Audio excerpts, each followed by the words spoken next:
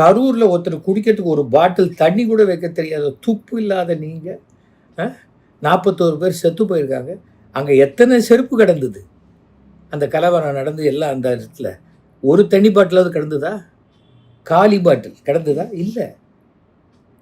அவர் விசிறி அடித்தார், ஏதோ பிச்சைக்காரனுக்கு காசு தூக்கி போடுற மாதிரி இல்லையா?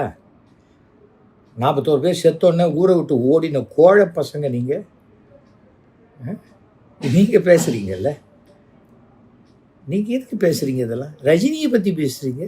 ரஜினியை இவர் தான் இது பண்ணார். கடைசியில் அவர் அப்படியே சன் டிவிக்கு படம் நடிக்க போயிட்டார், ரெட் ஜெயிண்ட்டுக்கு படம் நடிக்க போயிட்டார். அந்த துப்பு தான் உங்களுக்கு இல்லையே. நீங்கள் வெறும் லாட்ரி டிக்கெட்டே அடித்து, அதையும் கள்ள டிக்கெட்டை அடித்து, ஒரே டியூப்ளிகேட் டிக்கெட் அடித்து அதை விற்கிற நீங்கள், இந்த குடும்பம் வந்து சினிமா எடுத்து அதை வந்து ஒரு தொழிலாக பண்ணி டாக்ஸ் கட்டுறவங்களை பற்றி பேசுறதுக்கு யோகிதை இருக்கா?